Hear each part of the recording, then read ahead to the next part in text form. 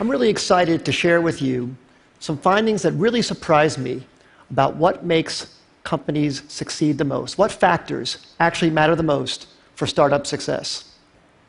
I believe that the startup organization is one of the greatest forms to make the world a better place. If you take a group of people with the right equity incentives and organize them in a startup, you can unlock human potential in a way never before possible. You get them to achieve unbelievable things. But if the startup organization is so great, why do so many fail? That's what I wanted to find out. I wanted to find out what actually matters most for startup success. And I wanted to try to be systematic about it, avoid some of my instincts and maybe misperceptions I have from so many companies I've seen over the years. I wanted to know this because I've been starting businesses since I was 12 years old, when I sold candy at the bus stop in junior high school, to high school when I made solar energy devices, to college when I made loudspeakers, and when I graduated from college, started software companies. And 20 years ago, I started Idea Lab, and in the last 20 years, we started more than 100 companies, many successes and many big failures. We learned a lot from those failures. So I tried to look across what factors accounted the most for company success and failure. So I looked at these 5. First, the idea. I used to think that the idea was everything. I named my company Idea Lab and how much I worship the aha moment when you first come up with the idea. But then over time, I came to think that maybe the team, the execution, adaptability, that mattered even more than the idea. I never thought I'd be quoting boxer Mike Tyson on the TED stage, but he once said, "Everybody has a plan until they get punched in the face." And I think that's so true about business as well. So much about a team's execution is its ability to adapt to getting punched in the face by the customer. The customer is the true reality. And that's why I came to think that the team maybe was the most important thing.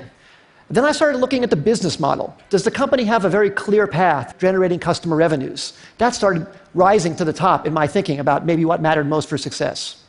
Then I looked at the funding. Sometimes companies received intense amount of funding. Maybe that's the most important thing.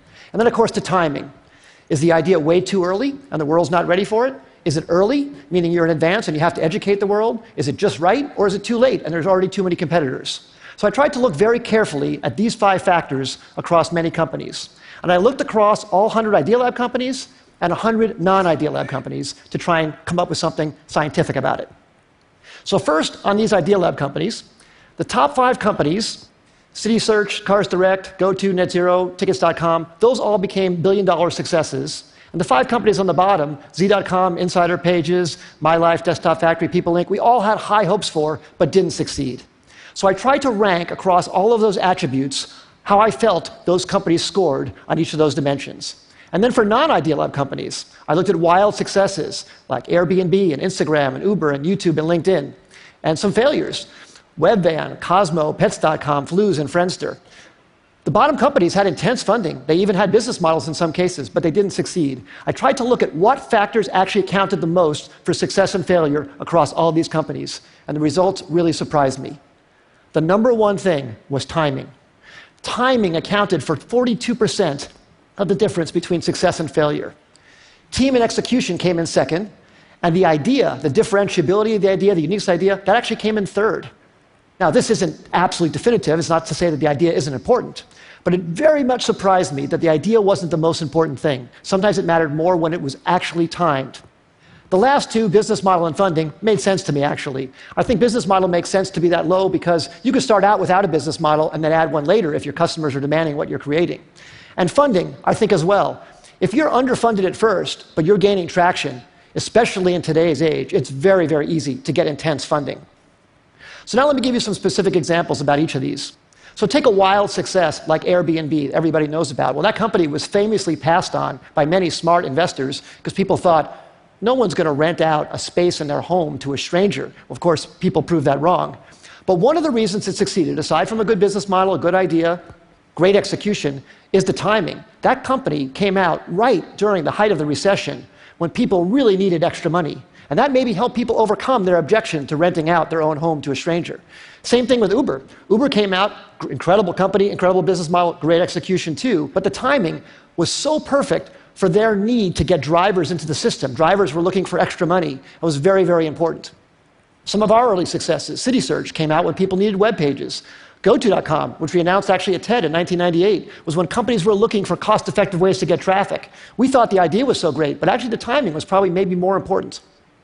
And then some of our failures. We started a company called Z.com. It was an online entertainment company. We were so excited about it. We raised enough money. We had a great business model.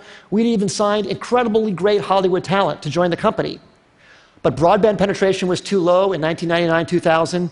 It was too hard to watch video content online. You had to put codecs in your browser and do all this stuff. And the company eventually went out of business in 2003. Just 2 years later, when the codec problem was solved by Adobe Flash, and when broadband penetration crossed 50% in America, YouTube was perfectly timed. Great idea, but unbelievable timing. And in fact, YouTube didn't even have a business model when it first started. It wasn't even it was certain that that would work out. But that was beautifully, beautifully timed.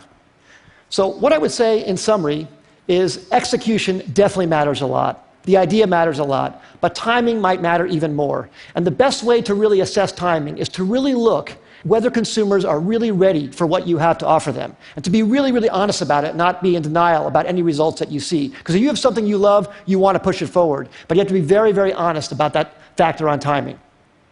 As I said earlier, I think startups can change the world and make the world a better place.